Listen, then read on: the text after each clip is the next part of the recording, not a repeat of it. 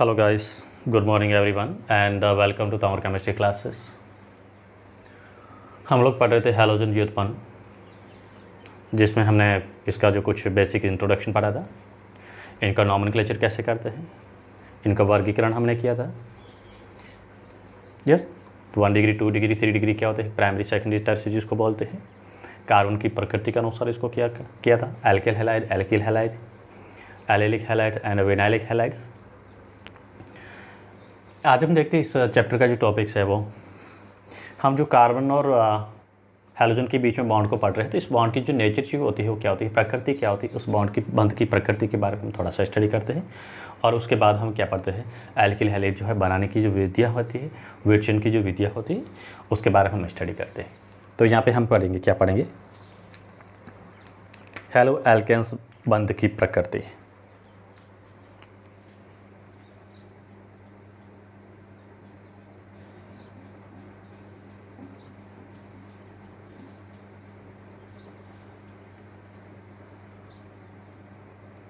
किस में होता है, हेलो एल्केन में। ये कार्बन और ये हैलोजन है, ये एल्केन का कार्बन है। इस बंध की जो प्रकृति होती है क्या होती है,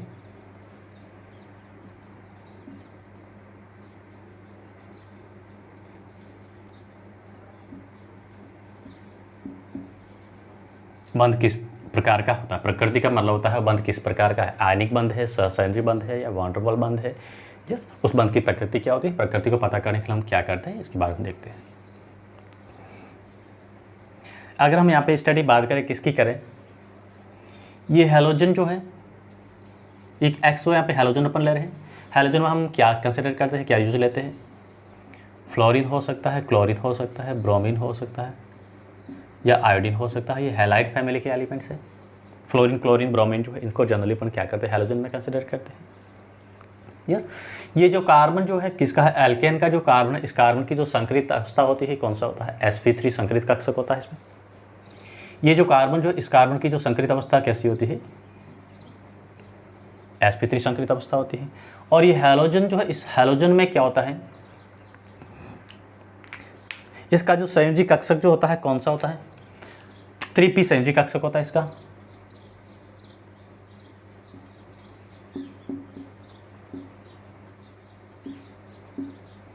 हैलोजन का जो संयोजी कक्षक होता है कौन सा होता है,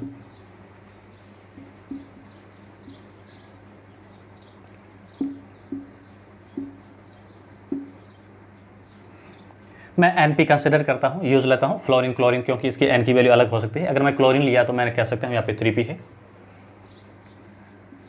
तो अपन सिंपली कह सकते हैं Np। और p में कितने इलेक्ट्रॉन होते हैं, हैलोजन के लिए 3 है, मतलब ये क्या होता है, अर्ध भरा हुआ है। p में अधिकतम कितने इलेक्ट्रॉन चाहिए होते हैं, 6 इलेक्ट्रॉन कंप्लीट हो सकते हैं, पढ़ सकते हैं। लेकिन ये जो है p में क्या है, ये px, py और pz जो कक्षक है, कुल 3 इलेक्ट्रॉन है। तीनों में हमने क्या किया, 1 इलेक्ट्रॉन फिलअप कर दिया है। तो ये क्या है, अर्ध भरा हुआ कक्षक है। ये कौन सा है, p कक्षक। हैलोजन का जो p कक्षक है वो क्या है, अर्ध भरा हुआ है। तो यहाँ पे जो ये कार्बन और हैलोजन के बीच में जो बंध बन रहा है, किसके बीच में बन रहा है, कार्बन जो है एल्केन है, एल्केन का तो संकरित अवस्था कौन सी है, sp3 संकरित अवस्था। और हैलोजन जो, हैलोजन का कौन सा कक्षक है, p कक्षक है। इनके बीच में क्या होता है, संकरित होकर क्या बनाता है, एक संकरण अवस्था बनाता है। और संकरित अवस्था के द्वारा जो है यहाँ पे कौन सा बंध बनता है, अगर मैं यहाँ पे कंसिडर करूँ, यूज लूँ, तो इसकी संरचना बनाऊँ, कैसे बनेगी, ये कार्बन है,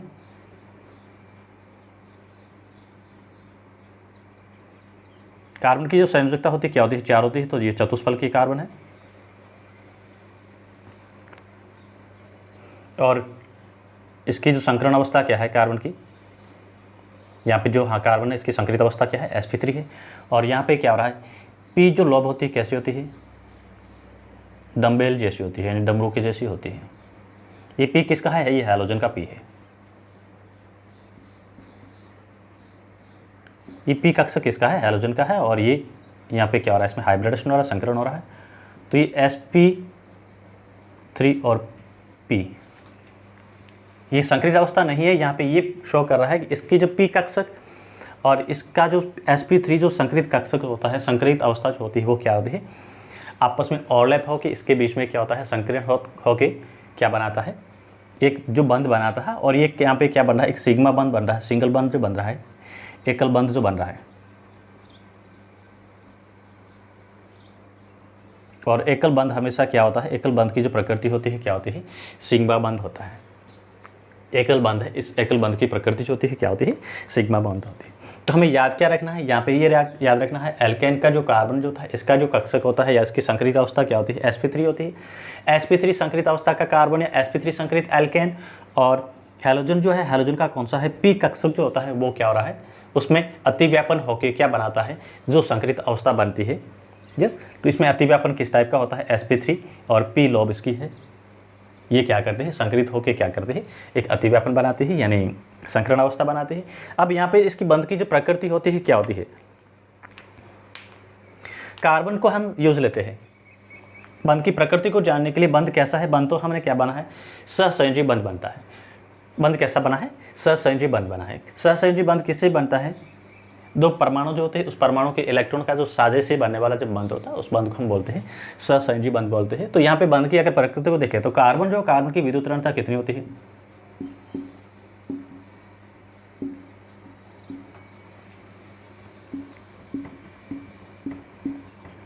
पहले लिख देता हूँ उसके बाद समझा। तो कार्बन की विद्युत ऋणता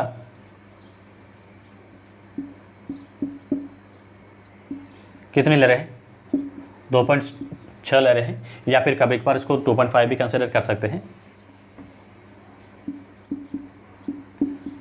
हैलोजन की विद्युत ऋणता से कम होने की वजह से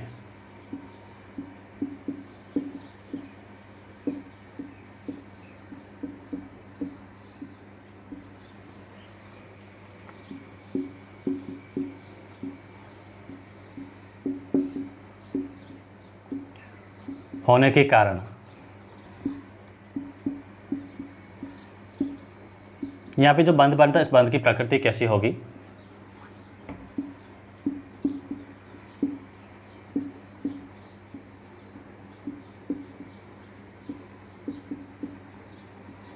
आयनिक होगी। इसमें क्या होता है, आयनिक लक्षण आ जाते हैं। हालांकि बंध तो कैसा सहसंयोजी बंध बन रहा है, लेकिन यहाँ पे विद्युत ऋणता का अंतर अधिक होने की वजह से इसमें बंध की जो प्रकृति होती है कैसी होती है, आयनिक लक्षण आ जाते हैं, आयनिक बंध हो जाता है। तो आयनिक बंध के केस में क्या होता है, ये हैलोजन है, ये सहसंयोजी बंध के जो इलेक्ट्रॉन है, एक एकल बंध बन रहा है, ये इलेक्ट्रॉन इसका हैलोजन का है, दूसरा इलेक्ट्रॉन किसका है, ये कार्बन का है। तो सहसंयोजी बंध के इलेक्ट्रॉन जो होते हैं इसमें क्या होता है, दोनों परमाणुओं के बीच में इलेक्ट्रॉन का क्या होता है, साझा होता है, साझे से जो बंध बनता है उस बंध को हम बोलते हैं सहसंयोजी बंध। लेकिन यहाँ पे जो ये हैलोजन है, हैलोजन की विद्युत ऋणता होती है कार्बन से क्या होती है, उच्च होने की वजह से, अधिक होने की वजह से ये सहसंयोजी बंध के इलेक्ट्रॉन है दोनों परमाणुओं के जस्ट बीच में न होके जो उच्च विद्युत ऋणी जो तत्व होता है, परमाणु होता है, उसकी ओर क्या करता है, विस्थापित हो जाता है। या फिर सिंपली हम कह सकते हैं ये हैलोजन क्या करता है, सहसंयोजी बंध के इलेक्ट्रॉन को क्या करता है, अपनी ओर आकर्षित करता है। यस, तो हैलोजन क्या करता है, इस इलेक्ट्रॉन को आकर्षित करने की वजह से तो इसके ऊपर क्या होता है, इलेक्ट्रॉन की डेंसिटी थोड़ी सी क्या हो जाती है, बढ़ जाती है। तो बढ़ने की वजह से यहाँ पे क्या होता है, आंशिक नेगेटिव चार्ज आ जाता है, ये आंशिक का चिन्ह है।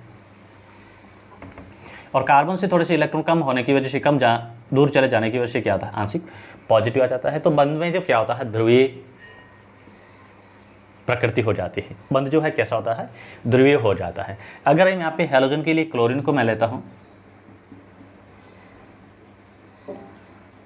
मैंने यहाँ पे हैलोजन के लिए क्या लिया है, क्लोरीन को अगर मैं यहाँ पे लेता हूँ, तो यहाँ पे ये ध्रुवीयता को मापने के लिए हम जो यूज लेते हैं वो क्या लेते हैं, द्विध्रुव आघूर्ण लेते हैं। द्विध्रुव आघूर्ण क्या करता है, कोई भी यौगिक के कंपाउंड से या बंध जो है, बंध की क्या करता है, ध्रुवीयता को मेजर करने के लिए यूज लेते हैं। तो यहाँ पे मुझे द्विध्रुव आघूर्ण है जिसको म्यू से रिप्रेजेंट करते हैं, हैलोजन के लिए कितना मिलेगा, 1.86 डेबाई। द्विध्रुव आघूर्ण की जो इकाई होती है क्या होती है, डेबाई होती है। यस, ये अलग अलग जो है परमाणु जो होते हैं, क्लोरीन के अलग मिलेगा, ब्रोमीन के लिए अलग मिलेगा, फ्लोरीन की अलग मिलेगा, आयोडीन का अलग मिलेगा। क्यों, क्योंकि ये हैलोजन है, हैलोजन की क्या करता है, विद्युत ऋणता पे निर्भर करता है। तो यहाँ पे क्या होता है, बंध में क्या आता है, आंशिक आयनिक लक्षण जिसको अपन कह सकते हैं, आयनिक प्रकृति कह सकते हैं, या फिर आयनिक की जगह अपन क्या करते हैं, आंशिक आयनिक प्रकृति कह सकते हैं।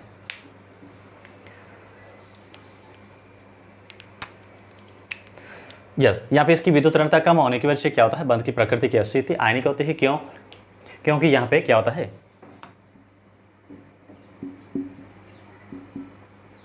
सहसंयोजी बंध के जो बंधित इलेक्ट्रॉन है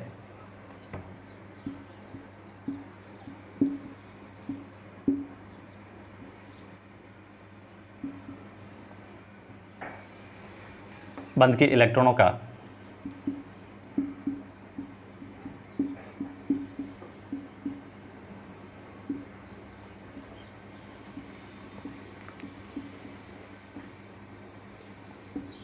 हैलोजन की ओर विस्थापन होना।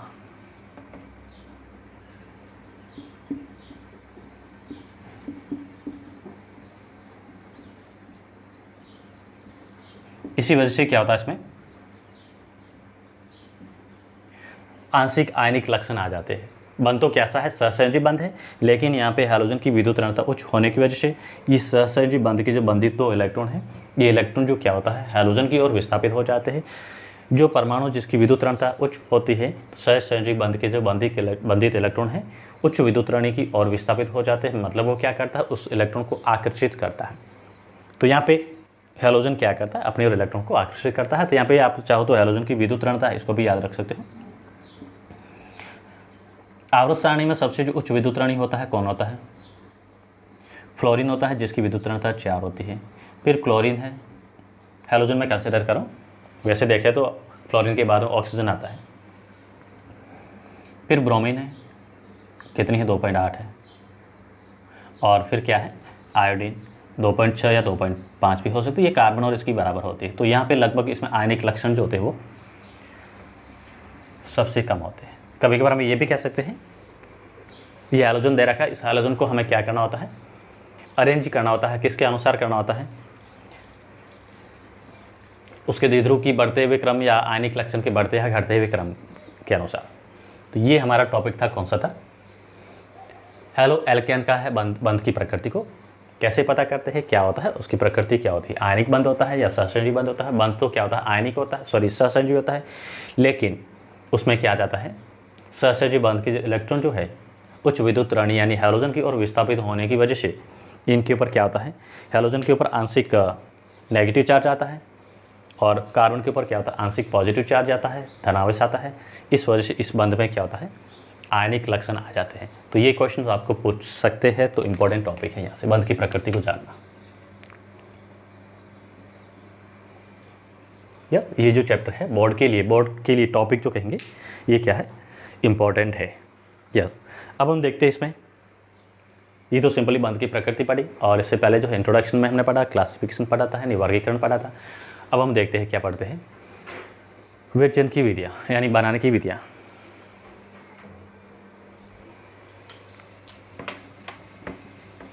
एल्किल हैलाइड जो इसको बनाते कैसे हैं, यह हेलो एल्केन है, हेलो एल्केन को बनाते कैसे हैं।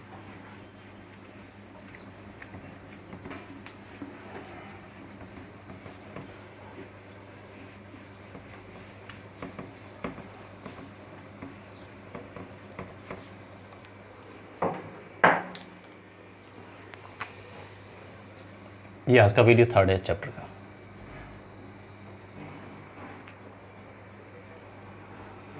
हेलो एल्केन के विरचन की विधियाँ।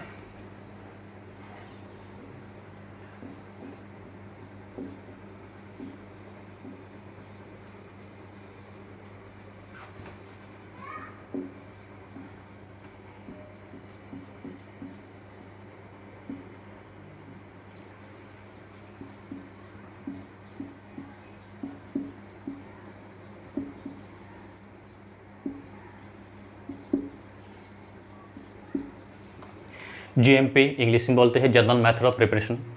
एल्किल हैलाइड इसको कैसे बनाते हैं, इसका प्रिपरेशन कैसे करते हैं। यस, एल्किल हैलाइड बनाने के जो अलग अलग मेथड है, अलग अलग प्रोसेस है। हम क्या करते हैं, इसमें अभिकारक जो हैं अलग अलग लेते हैं, उसके साथ में जो हम क्या करते हैं, उत्प्रेरक वगैरह जो लेते हैं, अलग अलग कंडीशन यूज लेते हैं।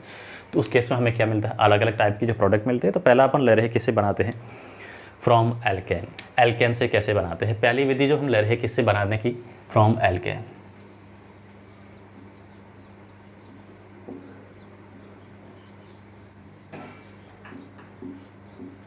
एल्केन से एल्किल हैलाइड कैसे बनाते हैं।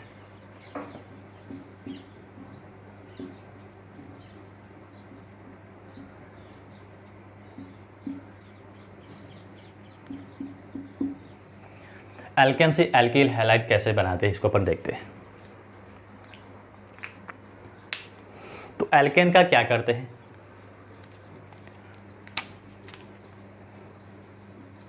आर यहाँ पे एल्केन को रिप्रेजेंट करता है, कोई भी ग्रुप हो सकता है, ये हैलोजन है, बार बार लिखाने की जरूरत नहीं है। हैलोजन में यहाँ पे क्या हो सकता है, फ्लोरीन, क्लोरीन, ब्रोमीन, आयोडीन, कुछ भी हो सकता है। एल्केन को हम क्या करते हैं, अगर मंद प्रकाश जो है उसमें रखते हैं,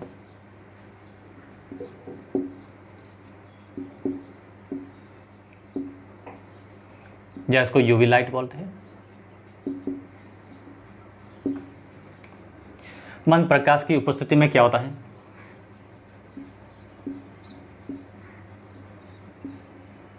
मंद प्रकाश की उपस्थिति में, सॉरी एल्केन लिया ना, मुझे एल्किल हैलाइड बनाना है। ये एल्केन है, एल्किल हैलाइड बनाना हमें।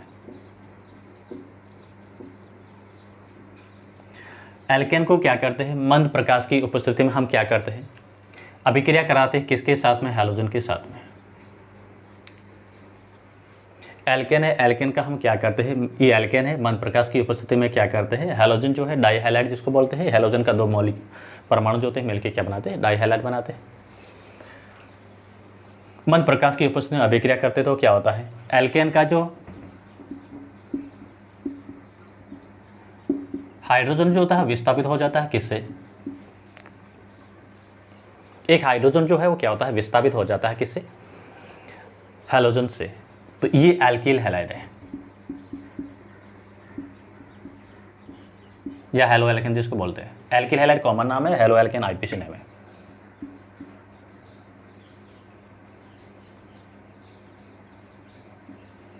Alkyl halides. एक्स यहाँ पे क्या लिया है, क्लोरीन, ब्रोमीन, आयोडीन। मैंने फ्लोरीन यहाँ पे यूज़ नहीं लिया है क्योंकि फ्लोरीन जो होता है अति क्रियाशील होने की वजह से अभिक्रिया जो होती है क्या होती है, अनियंत्रित होती है, विस्फोट हो सकता है, कुछ नुकसान हो सकता है। तो फ्लोरीन हम कभी भी यूज़ नहीं लेते हैं। अगर फ्लोरीन हमें यूज़ लेना भी है, उपयोग में लेते भी है, तो हम क्या करते हैं, अक्रिय माध्यम जो होता है जैसे नाइट्रोजन वगैरह है, आर्गन है, और यहाँ पे क्या होती है, प्रकाश की जो रोशनी नहीं होनी चाहिए, कैसे होती है, रिएक्शन जो है अंधेरे में कराते हैं। तो इतनी सारी झंझट से बचने के लिए हमें क्लोरीन को यूज़ लेना ही नहीं है। तो यहाँ पे क्लोरीन हो सकता है, ब्रोमीन हो सकता है, आयोडीन हो सकता है। तो यहाँ पे क्या बना, एल्किल हैलाइड बना। अगर मैं एक सिंपल एग्जांपल ले रहा हूँ, किसका ले रहा हूँ, मीथेन का ले रहा हूँ। ये मैथेन है, हिंदी में इसको मैथेन बोलते हैं, इंग्लिश में मीथेन लिखेंगे। मैथेन को मैंने क्या किया, क्लोरीन के साथ अभिक्रिया कराई, किसकी उपस्थिति में, यूवी लाइट की उपस्थिति में, प्रकाश की उपस्थिति में, यानी मंद प्रकाश की उपस्थिति में। क्या बना,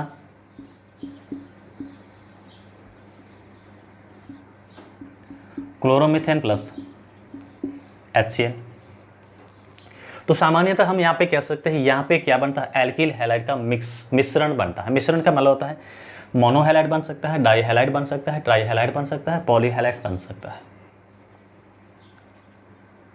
ये क्लोरोइथेन है।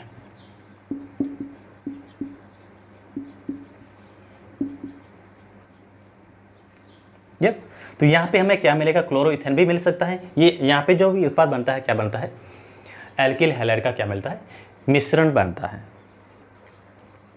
मिश्रण क्यों बनता है, क्या होता है, इसके बारे में थोड़ा लिखते, पहले तो थ्योरी लिख देते हैं। जब एल्केन को हम क्या करते हैं,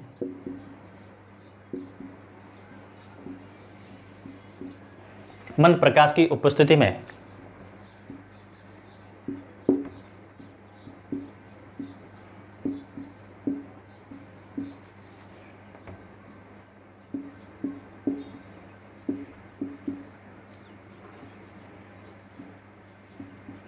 हैलोजन से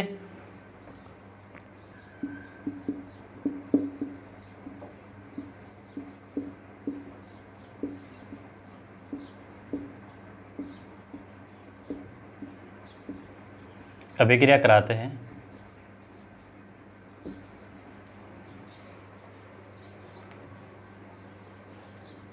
क्या बनता है, एल्किल हैलाइड का हमें क्या मिलता है, मिश्रण मिलता है।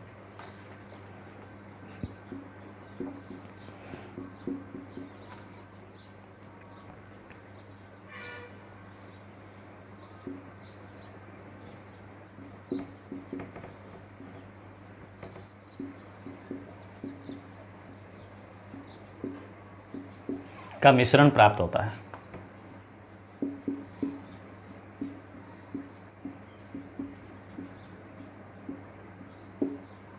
अब मिश्रण में क्या हो सकता है, मोनोहैलाइड, डाइहैलाइड, ट्राइहैलाइड, पॉलीहैलाइड्स।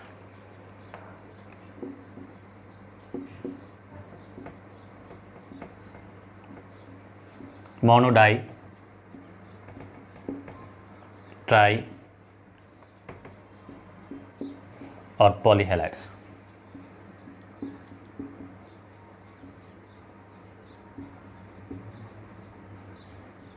मोनोहैलाइड, डाइहैलाइड, ट्राइहैलाइड, पॉलीहैलाइड का हमें क्या मिलता है, मिश्रण मिलता है।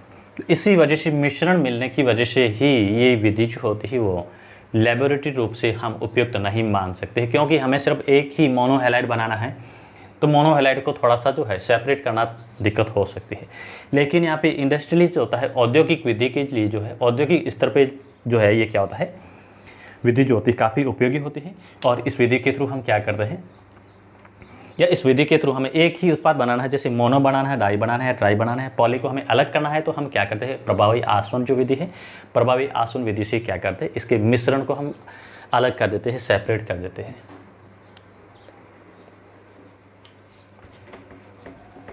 तो क्या लिखेंगे, ये जो विधि है कौन सी, उपरोक्त विधि जो है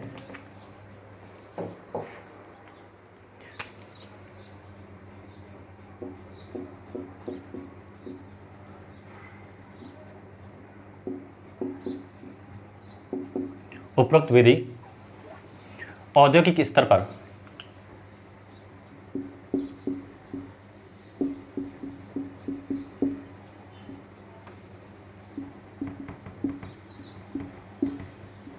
औद्योगिक स्तर पर एल्किल हैलाइड बनाने के लिए क्या होती है, उपयुक्त होती है।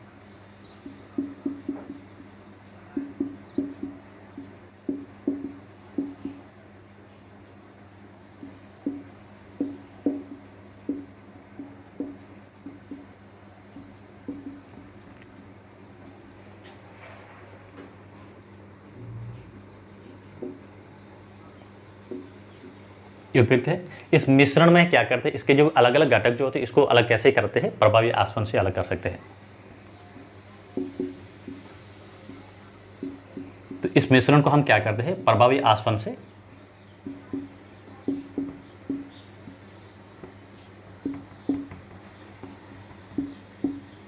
प्रभावी आसवन विधि से क्या करते हैं,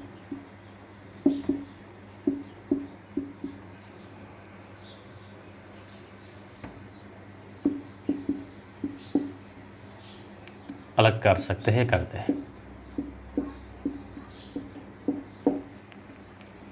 यस, यहाँ पे हमें क्या मिलेगा, एल्किल हैलाइड जो है इसका क्या मिलता है, मोनो, डाई, ट्राई या टेट्रा हैलाइड जो भी है, पॉलीहैलाइड जो भी है उसका क्या मिलता है, मिश्रण बनता है।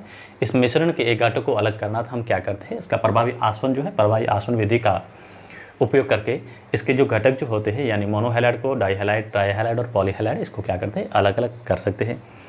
अलग क्यों होता है, क्योंकि इनका जो बॉइलिंग पॉइंट जो होता है अलग अलग होता है। मोनोहैलाइड का बॉइलिंग पॉइंट अलग होता है, डाइहैलाइड का अलग होता है, ट्राई का अलग होता है। यस, तो अलग अलग टेम्परेचर पे क्या बनती है, इनकी वाष्प बन जाती है, भाप बन जाती है। उस भाप को हम क्या करते हैं, संघनन करके, कौन सी है, प्रभावी आसवन विधि के थ्रू इस भाप का क्या करते हैं, संघनन करके हम क्या करते हैं, इसको अलग अलग तापमान पर उस घटक को हम क्या करते हैं, कलेक्ट कर लेते हैं, एकत्रित कर लेते हैं। और कभी कभार हमें कैसे पता चलेगा कि हमें एक ही उत्पाद बनाना है, तो सिंपली एक चीज़ और ध्यान रखनी है। जैसे मैंने यहाँ पे क्या लिया है, CH4 और मैंने यहाँ पे क्लोरीन लिया है, और क्या लिया है, मंद प्रकाश लिया, HNO लिया है। तो यहाँ पे कभी कभार दिया भी होता है, ये क्लोरीन हमने क्या लिया है, न्यून मात्रा में लिया है। क्या लिया है, न्यून मात्रा में, कम मात्रा में लिया है। उस केस में क्या होता है, यहाँ पे हमें जो उत्पाद मिलता है वो सिर्फ एक ही उत्पाद मिलता है, नहीं मोनो प्रोडक्ट ही बनाएंगे। क्लोरोमीथेन है, एक ही सिंगल प्रोडक्ट बनेगा। और कभी कभार हमें क्या होता है, ये दे रखा है क्या, CH4 और Cl2 दे रखा है, और यहाँ पे क्या लिखा है, अति। यहाँ पे इसके क्या दे रखे हैं, अति मोल दे रखे हैं, यानी इसके जो मोल जो है, इसके परमाणु जो है वो अधिक ज़्यादा दे रखे हैं, ज़्यादा मात्रा में दे रखे हैं। तब हम क्या करेंगे, उस केस में हमें इस सभी का मिश्रण मिल सकता है, बन सकता है। ये भी बनेगा, ये भी बनेगा,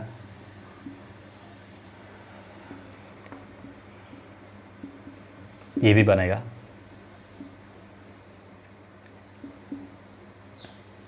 CCl4 ये भी बन सकता है। यस, इस केस में हमें मिश्रण बनता है, या सभी के सभी हैलोजन जो होते हैं मुक्त हो सकते हैं। तो ये चीज़ ध्यान रखनी, ज़्यादातर केसेस में हमें यही यूज़ लेना है। यस, अब हैलोजन जो है इसको थोड़ा सा, इसकी मैकेनिज्म तो नहीं पूछते हैं, आपकी बुक में नहीं दे रखी है। NCERT जो है CBSE वाला को इसके मैकेनिज्म पूछते हैं। अब ये थोड़ा सा और भी याद रखना, इस प्रोसेस को अपन क्या करते हैं, एल्केन से क्या करते हैं, एल्किल हैलाइड बनाते हैं। इस प्रोसेस का, इस विधि का नाम जो है, कभी एक बार इसका नाम भी दिया हो सकता है, जिसको बोलते हैं हैलोजनीकरण। एल्केन से एल्केन का हम क्या करते हैं, हैलोजनीकरण करते हैं।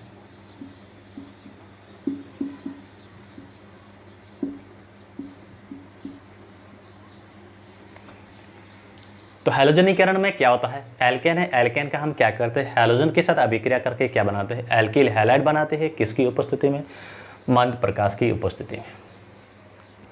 एल्केन है, एल्केन का हम क्या करते हैं, हैलोजनीकरण करते हैं, यानी हैलोजन के साथ अभिक्रिया करते हैं मंद प्रकाश की उपस्थिति में। तो हमें क्या मिलता है, एल्किल हैलाइड मिलता है। तो इस अभिक्रिया को हम क्या बोलते हैं, हैलोजनीकरण अभिक्रिया बोलते हैं।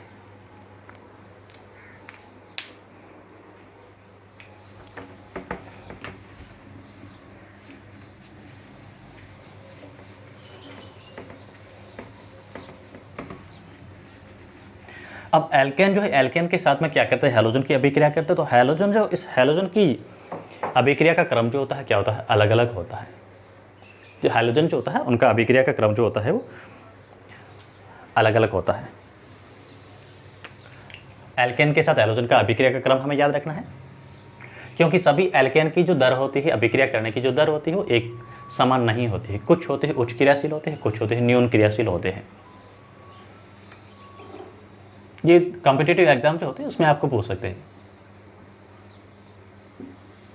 हैलोजन की क्रियाशीलता।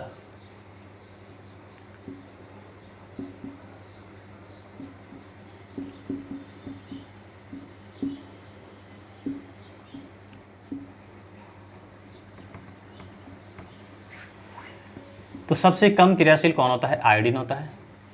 मैं बढ़ते हुए क्रम में लिख रहा हूं।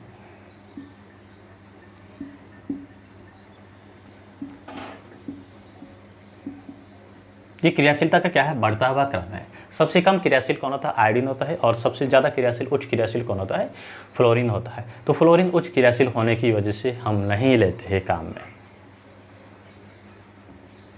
ये क्रियाशीलता का क्या है, बढ़ता हुआ क्रम है।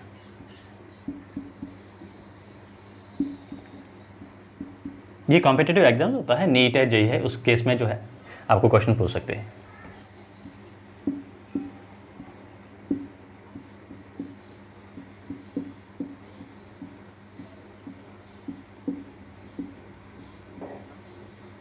तो सामान्य हम ये भी कह सकते हैं, क्रियाशीलता जो होती है क्या होती है, विद्युत ऋणता के समानुपाती होती है।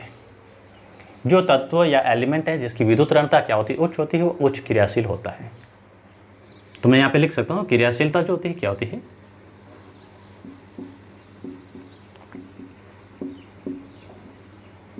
विद्युत ऋणता के समानुपाती होती है।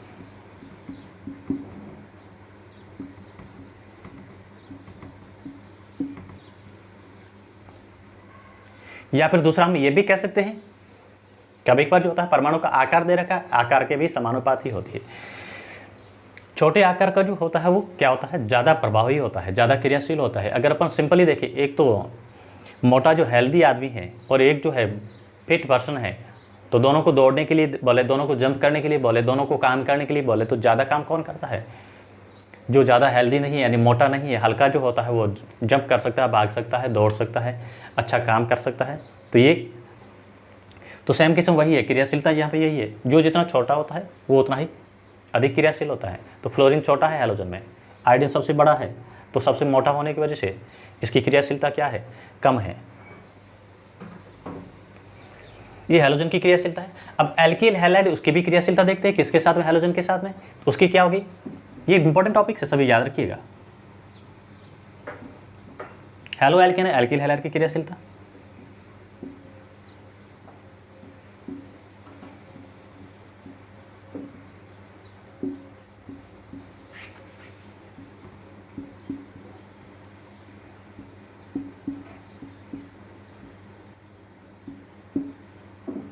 क्या होगी,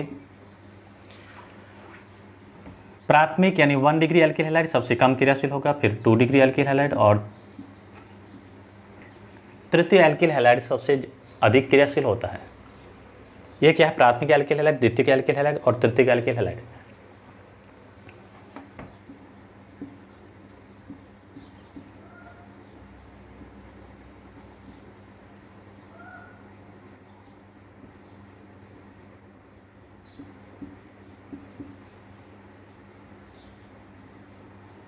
ये तृतीयक एल्किल हैलाइड डिग्री को बता रहा है, 1 डिग्री, 2 डिग्री, 3 डिग्री। 1 डिग्री को बोलते हैं प्राथमिक एल्किल हैलाइड, 2 डिग्री को बोलते हैं द्वितीयक एल्किल हैलाइड, और 3 डिग्री को बोलते हैं तृतीयक एल्किल हैलाइड। तो तृतीयक एल्किल हैलाइड जो होता है क्या होता है, ज़्यादा क्रियाशील होता है। ऐसा क्यों होता है, क्योंकि यहाँ पे जो इंटरमीडिएट बनता है क्या बनता है, 3 डिग्री कार्ब रेडिकल बनता है, और 3 डिग्री कार्ब रेडिकल जो होता है वो क्या होता है, ज़्यादा स्थायी होता है। किसकी वजह से, अतिसंयुग्मन की वजह से।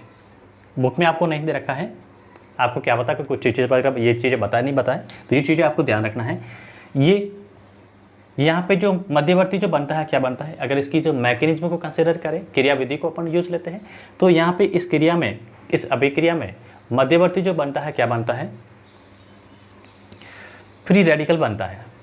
और यहाँ पे फ्री रेडिकल जो होता है उसकी जो स्थायित्व होता है वो क्या होता है, 3 डिग्री जो होता है सबसे ज़्यादा स्थायी होता है। स्थायी जितना ज़्यादा होता है वो एल्किल हैलाइड उतना ही क्रियाशील होता है। मध्यवर्ती जितना ज़्यादा स्थायी होता है, अभिकारक उतना ही ज़्यादा क्या होता है, क्रियाशील होता है, और उतना ही ज़्यादा उत्पाद बनता है। मध्यवर्ती यहाँ पे क्या बनता है, मुक्त मूलक बनता है। तृतीय एल्किल हैलाइड में यहाँ पे क्या करता है, बनता तो सभी में ही क्या बनता है, मुक्त मूलक ही बनता है। इसमें प्राथमिक मुक्त मूलक, द्वितीयक मुक्त मूलक और तृतीयक मुक्त मूलक। तो यहाँ पे जो तृतीयक मुक्त मूलक होता है क्या होता है, ज़्यादा स्थायी होता है। क्यों होता है, क्योंकि इसमें अतिसंयुग्मित जो संरचना होती है क्या होती है, ज़्यादा बनती है।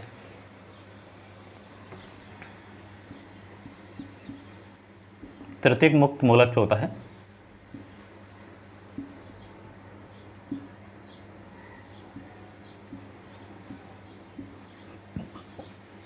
ज़्यादा स्थायी होता है, अधिक स्थायी होता है।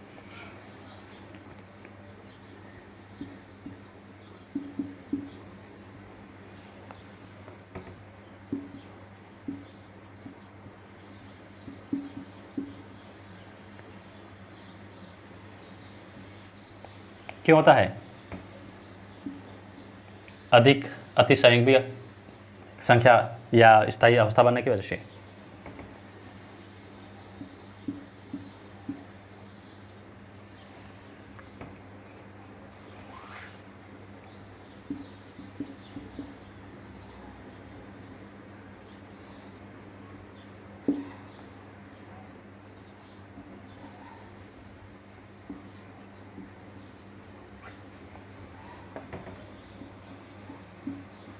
हाँ, तो ये हमें ध्यान रखना है।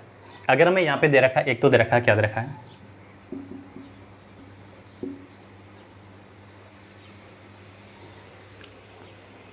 प्राथमिक एल्किल हैलाइड दे रखा है, दूसरा दे रखा है तृतीयक एल्किल हैलाइड दे रखा है, राइट, चतुर्थ दे रखा है, तो ज़्यादा स्थायी कौन होगा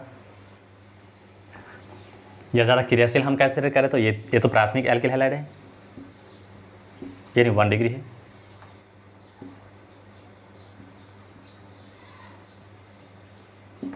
ये मैंने क्या लिया है, 3 डिग्री लिया है।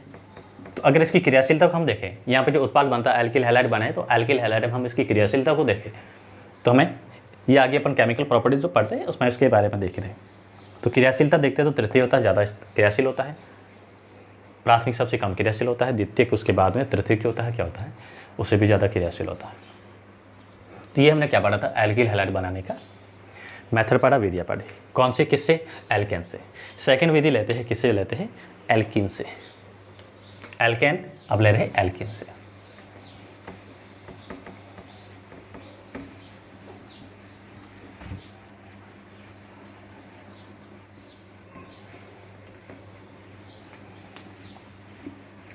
एल्किल हैलाइड है, इसको बना रहे हैं, किससे बनाते हैं, सेकंड विधि पर ले रहे हैं, एल्कीन से।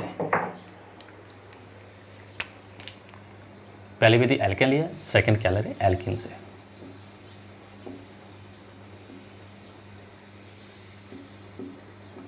From alkene.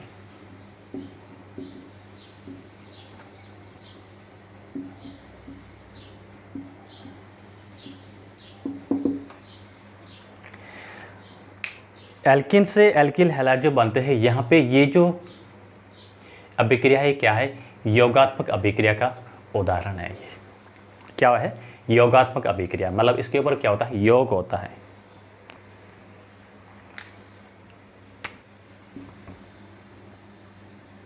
यह योगात्मक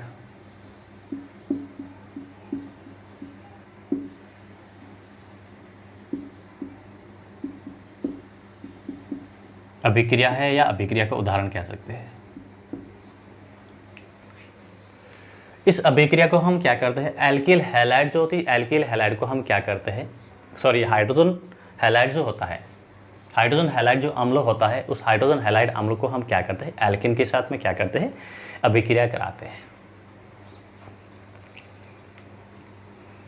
हाइड्रोजन हैलाइड जो होता है,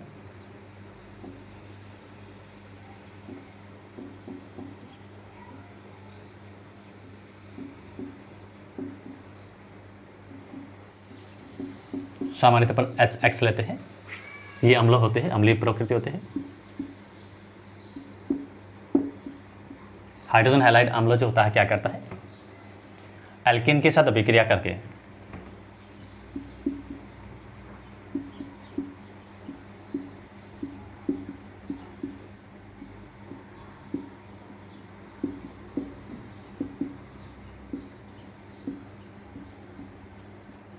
क्या बनाता है,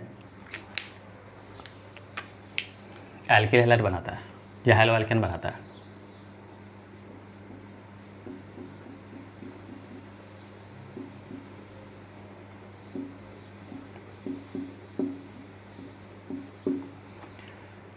एल्किन के साथ अभिक्रिया कौन कर रहा है, हाइड्रोजन हैलाइड जो होते हैं, हाइड्रोजन हैलाइड अम्ल होते हैं, ये अभिक्रिया करके क्या बनाते हैं, एल्किल हैलाइड बनाते हैं।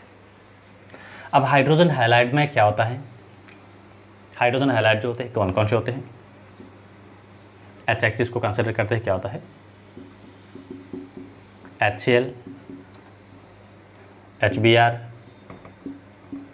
HI, HF होता है हाइड्रोजन फ्लोराइड होता है, लेकिन फ्लोरीन का कोई भी यौगिक है उसको हम यूज़ नहीं लेते हैं, उपयोग नहीं लेते हैं, क्योंकि वो क्या होता है, उच्च क्रियाशील होता है। या फिर इसका मैं हाइड्रोजन हैलाइड की क्रियाशीलता को देखें तो क्रियाशीलता में क्या आता है, HF सबसे ज़्यादा क्रियाशील होता है। इन तीनों को देखें तो ये सबसे ज़्यादा क्रियाशील है, ये कम क्रियाशील है, उसके बाद में सबसे कम क्रियाशील क्या है, ये है। यस, तो ये एल्किल हैलाइड है। एल्किल हैलाइड को सॉरी हाइड्रोजन हैलाइड है, हाइड्रोजन हैलाइड को हम क्या करते हैं, अभिक्रिया कर रहे हैं। अब यहाँ पे जो है हाइड्रोजन क्लोरीन लिया तो उसके लिए कुछ अलग कंडीशन लेनी पड़ती है, हाइड्रोजन ब्रोमाइड लिया तो उसके लिए अलग कंडीशन लेनी पड़ती है। यहाँ पे अभिक्रिया क्या होती है, योगात्मक अभिक्रिया होती है। योग जो होता है किसके अनुसार होता है, मार्कोनिकॉफ रूल जो है, ये क्लास 11th में आप पढ़ चुके हो, उसको याद रखना है। यहाँ पे योगात्मक अभिक्रिया जो होती है, योग होता है हाइड्रोजन हैलाइड का जो योग होता है क्या होता है, मार्कोनिकॉफ नियम के अनुसार होता है। तो एल्केन के साथ में ये याद रखना है।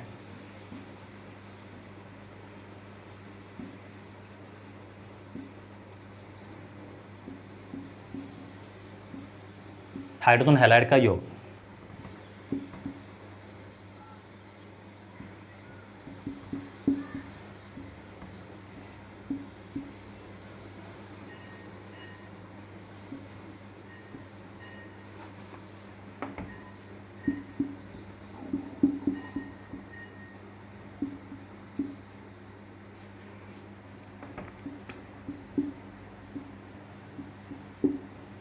मार्कोनिकॉफ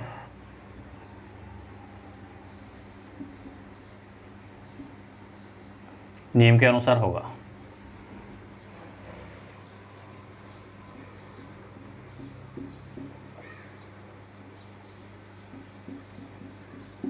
ये ध्यान रखिएगा, एल्किन पे जो क्या होता है, हाइड्रोजन हैलाइड का जो योग होता है किसके अनुसार होता है, मार्कोनिकॉफ नियम के अनुसार होता है। मार्कोनिकॉफ नियम क्या कहता है, जब कोई एल्किल हैलाइड या फिर कह सकते हैं आयनिक रिएजेंट जो होता है क्या करता है, एल्केन के साथ में अनसैचुरेटेड हाइड्रोकार्बन जो होता है, असंतृप्त हाइड्रोकार्बन जो होता है उसके साथ जो योग करता है, उस केस में क्या होता है, इस आयनिक पार्ट के जो ऋण आयन जो होता है क्या करता है, उस कार्बन के साथ जुड़ता है जिस कार्बन के साथ में पहले से हाइड्रोजन कम हो, और विद्युत धनी जो होता है, धन आयन जो होता है, पॉजिटिव आयन जो होता है उस कार्बन के साथ जुड़ेगा जिस कार्बन के साथ में पहले से हाइड्रोजन की संख्या ज़्यादा हो। ये मार्कोनिकॉफ नियम होता है। अगर हम यहाँ पे क्या करते हैं, मैं यहाँ पे एल्किन का एग्जाम्पल ले रहा हूँ, CH3 CH double bond CH2, क्या बोलेंगे इसको, मैथ एथ प्रोपीन बोलेंगे। प्रोपीन को मैं क्या कर रहा हूँ, HCl के साथ रिएक्शन करा रहा हूँ। यहाँ पे थोड़ा सा ध्यान रखना है, अगर HCl ले रहे हैं तो हम यहाँ पे कंडीशन चेंज करते हैं, क्या लेते हैं, निर्जल या शुष्क कह सकते हैं, ZnCl2, थोड़ा सा हीट देंगे, कैसा है ये, निर्जल यानी शुष्क कह सकते हैं।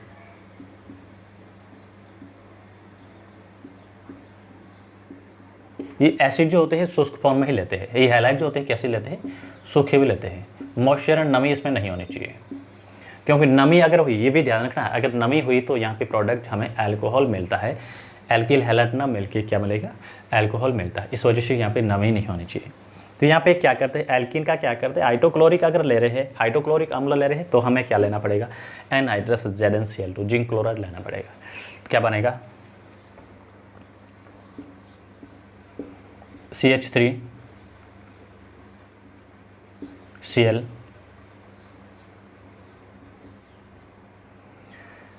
CH3, एक तो ये बना है और दूसरा मैं एक और बना देता हूँ।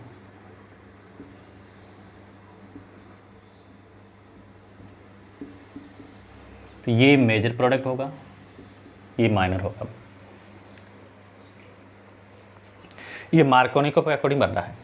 तो HCl से हमें क्या मिलता है, H+ और दूसरा क्या मिला है, Cl-। तो मार्कोनिकॉफ नियम क्या कहता है, एल्किन यहाँ पे क्या है, असंतृप्त हाइड्रोकार्बन है जिसमें डबल और ट्रिपल बॉन्ड होता है, ऐसे हाइड्रोकार्बन जिसमें डबल और ट्रिपल बॉन्ड होता है इसको बोलते हैं असंतृप्त हाइड्रोकार्बन। तो असंतृप्त हाइड्रोकार्बन में क्या होता है, जब आयनिक यौगिक जो होते हैं, आयनिक पार्ट होता है उसका योग होता है, उस केस में क्या होता है, जो ये उच्च विद्युत ऋणी जो होता है वो क्या करता है, उस कार्बन के साथ जुड़ता है जिस कार्बन के साथ में क्या है, कम हाइड्रोजन है, इसके साथ एक हाइड्रोजन है, इसके साथ 2 हाइड्रोजन है। योग हमेशा कहाँ पे होता है, डबल और ट्रिपल बंध जो होता है वहाँ ही योग होता है, सिंगल बंध में नहीं होता है। सिंगल बंध है तो वहाँ पे योग नहीं होता, वहाँ पे प्रतिस्थापन होता है। तो यहाँ पे इसका जो योग होता है, HCl से क्या मिलेगा, एक H+ मिलेगा, दूसरा क्या मिलेगा, Cl- मिलेगा। तो मार्कोनिकॉफ नियम क्या कहता है, H यहाँ पे पॉजिटिव है तो H+ उस कार्बन के साथ जुड़ेगा जिस कार्बन के साथ में, जो डबल बंधित कार्बन है जिस कार्बन के साथ हाइड्रोजन परमाणु की संख्या पहले से क्या है, ज़्यादा है। तो यहाँ पे मार्कोनिकॉफ नियम के अनुसार यहाँ पे जुड़ेगा ये। Cl कहाँ जुड़ेगा, जहाँ पे क्या है, कम कार्बन है, इसके साथ कम हाइड्रोजन है, इसके साथ एक हाइड्रोजन है, तो यहाँ पे Cl जुड़ा, तो प्रोडक्ट हमेशा इसके अनुसार बनता है। और इसकी जो क्रियाविधि होती है, इतना ज़्यादा डिटेल से गए तो फिर चैप्टर जो है 1 महीना तक खींचेगा। तो यहाँ पे थोड़ा सा ये ध्यान रख सकते हो आप, रखो तो, क्योंकि यहाँ पे जो क्या बनता है, इंटरमीडिएट जो होता है, मध्यवर्ती जो बनता है क्या बनता है। अगर यहाँ पे मैं इसको शिफ्ट करूँ, एक बार समझा देता हूँ ताकि आपको रखना ना पड़े।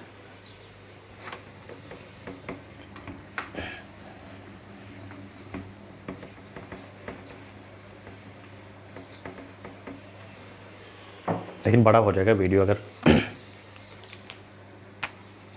जैसे मैं यहाँ पे ही ले रहा हूँ,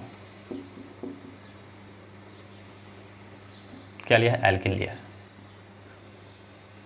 मैं यहाँ पे दो तरफ से जो है बंध को विस्थापित कर रहा हूँ। यहाँ पे एक तो मैंने क्या किया है, यहाँ पे इस बंध को इधर किया विस्थापित, दूसरा जो क्या किया यहाँ पे किया। तो एक केस में तो मुझे क्या मिलेगा, ये पाई बंध है, पाई बंध जो होता है पाई इलेक्ट्रॉन होते हैं जिसके ऊपर विस्थापित होते हैं, उसके ऊपर क्या आता है,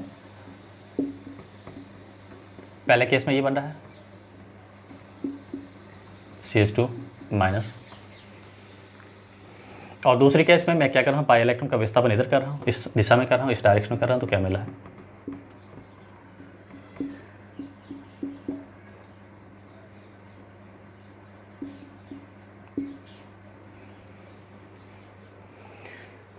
हमें ये याद रखना है अगर कोई भी उत्पाद जो होता है, रिएक्टेंट जो होता है, इस रिएक्टेंट में अगर प्रोटॉन है, अम्लीय माध्यम में अभिक्रिया हो रही है, एक्वस मीडियम हो रहा है, तो हमेशा पहला स्टेप जो होता है वो क्या होता है, प्रोटोनीकरण होता है।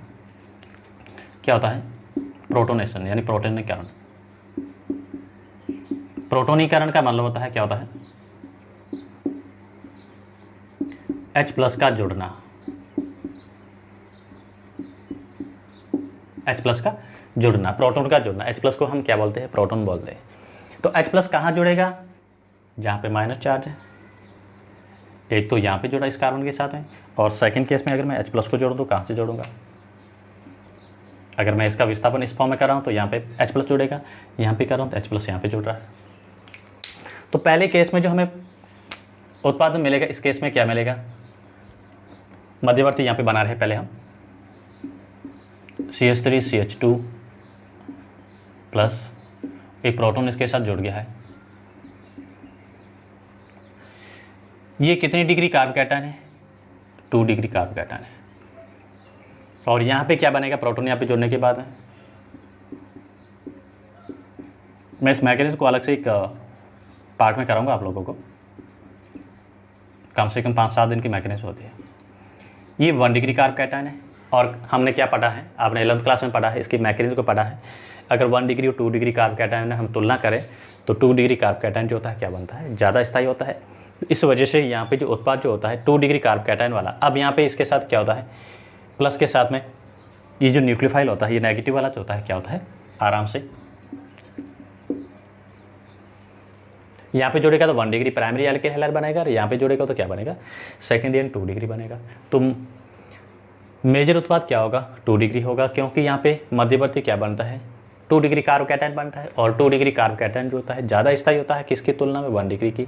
क्यों होता है ज़्यादा स्थायी, क्योंकि इसमें क्या होता है, 6 हाइपर कॉन्जुगेटिव यानी अति संयुग्मिक संरचनाएं बनती है। ये मैं मैकेनिज्म को अलग से समझाऊंगा, जो 11th क्लास के लिए काम आएगी, 12th के लिए काम आएगी, आपकी नीट वगैरह उसमें भी काम आएगी। क्योंकि ऑर्गेनिक केमिस्ट्री जो है बहुत ही इंपॉर्टेंट टॉपिक ऑर्गेनिक का है। ये पूरी की पूरी ऑर्गेनिक केमिस्ट्री मैकेनिज्म पे ही डिपेंड है। तो यहाँ पे क्या रहा, क्लोरीन का एडिशन हो रहा है, यहाँ पे क्या हो रहा है, हाइड्रोजन का एडिशन हो रहा है। तो ये रूल जो होता है मार्कोनिकम रूल है, ये कोई रूल पार्टिकुलर कंसेप्ट नहीं है, लेकिन आपको याद रखना है, रखने के लिए है ही है। तो मार्कोनिकम रूल क्या कहता है, हाइड्रोजन हैलाइड का जो अभिक्रिया होती है किसके साथ, एल्केन के साथ, उस केस में हैलोजन जो उस कार्बन के साथ जुड़ेगा जिस कार्बन के साथ कम हाइड्रोजन आइटम हो, और हाइड्रोजन उस कार्बन के साथ जुड़ेगा जिस कार्बन के साथ क्या होते हैं, ज़्यादा हाइड्रोजन आइटम हो। यस, और यही अभिक्रिया हम क्या करते हैं, ये तो अपने क्या किया है, क्लोरीन को HCl को लिया, हाइड्रोक्लोरिक एसिड को लिया। अगर अपन HBr और HI को लेते हैं तो यहाँ पे थोड़ी सी कंडीशन हमें क्या करनी पड़ती है, चेंज करनी पड़ती है। यहाँ पे हमें कंडीशन जो है वो क्या करनी है, थोड़ी सी चेंज करनी पड़ेगी। CH3 CH2 ये प्रोपीन है,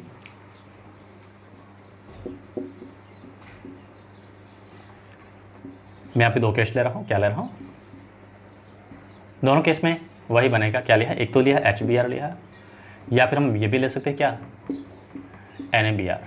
लेकिन HBr NaBr लिया तो क्या लेंगे, सल्फ्यूरिक एसिड लेंगे। HCl लिया तो उस केस में हमने क्या लिया था, जिंक क्लोराइड लिया था।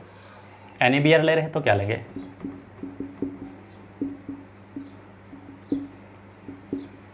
यहाँ पे सल्फ्यूरिक एसिड को लेंगे।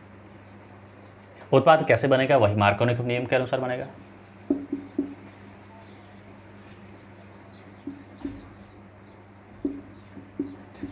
और इसमें क्या बनेगा, एल्किल आयोडाइड बनेगा।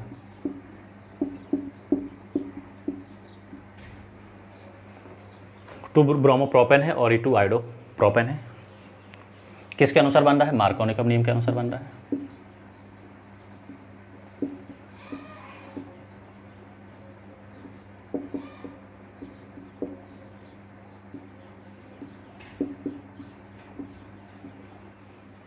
अब एक और इंपॉर्टेंट चीज़ ध्यान रखनी है, बहुत इंपॉर्टेंट है। अपवाद इस चीज़ का हमने क्या लिया है?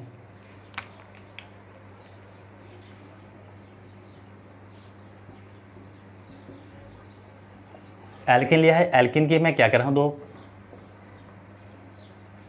अब एक यहाँ पे ले रहा हूँ, बहुत ही इंपॉर्टेंट है। HBr ले रहा हूँ और ये भी HBr है, लेकिन यहाँ पे क्या लिया है मैंने? पेरोक्साइड लिया है। क्या लिया है? पेरोक्साइड। हाइड्रोजन ब्रोमाइड जो होता है पेरोक्साइड की उपस्थिति में एल्किन के साथ अभिक्रिया करके उत्पाद अलग बनाएगा, और खाली HBr यानी बिना पेरोक्साइड, एक तो पेरोक्साइड की उपस्थिति में रिएक्शन करा रहे हैं, बिना पेरोक्साइड करा रहे हैं।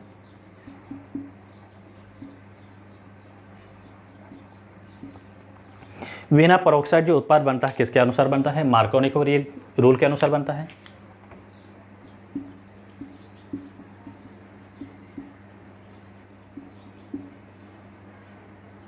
और पेरोक्साइड लिया उस केस में हमें ध्यान रखना है,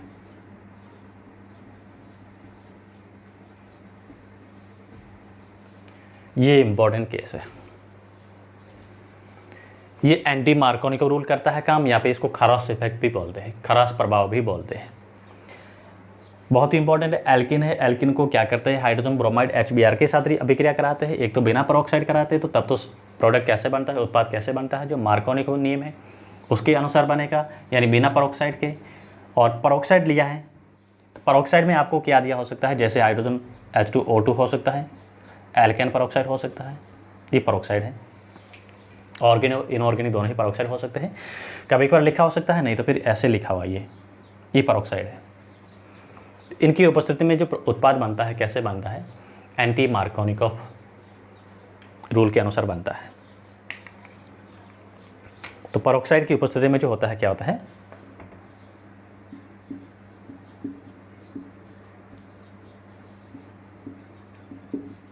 सिर्फ ये ध्यान रखना है, ओनली HBr ही एप्लीकेबल है इसके लिए। HBr के लिए ही पेरोक्साइड काम करेगा। अगर HCl लिया है, HI लिया है, तो उसमें एंटी मार्कोनिकॉव रूल जो है वो काम नहीं करेगा।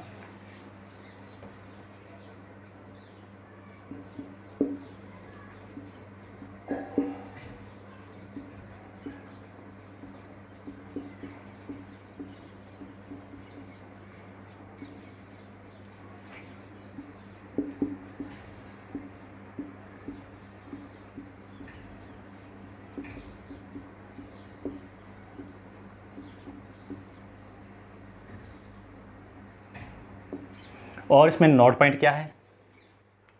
नोट चीज़ ये है कि पेरोक्साइड जो इफेक्ट होता है, प्रभाव होता है, सिर्फ नोटेबल पॉइंट है, याद रखना है ये।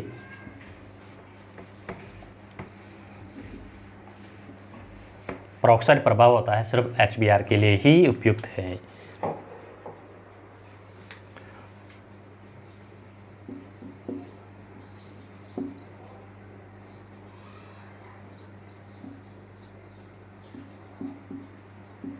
प्रभाव सिर्फ और सिर्फ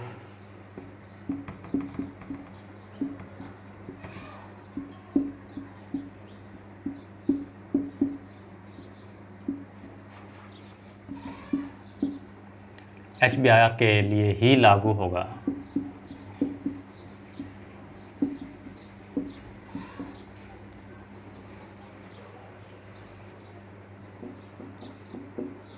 ये आपको ध्यान रखना है, ये सिर्फ HBr के ही लिए ही लागू होगा। दूसरे जो है हाइड्रोजन क्लोराइड वगैरह उसके लिए लागू नहीं होगा, ये नोट है। अगर मैं यहाँ पे क्या ले रहा हूँ? हाइड्रोजन क्लोराइड को ले रहा हूँ,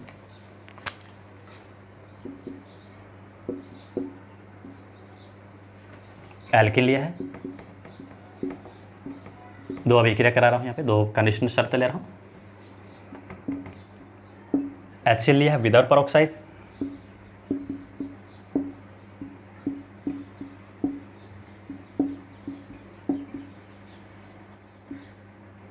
बिना परऑक्साइड लिया है, और दूसरा वही HCl ले रहा हूँ परऑक्साइड के साथ।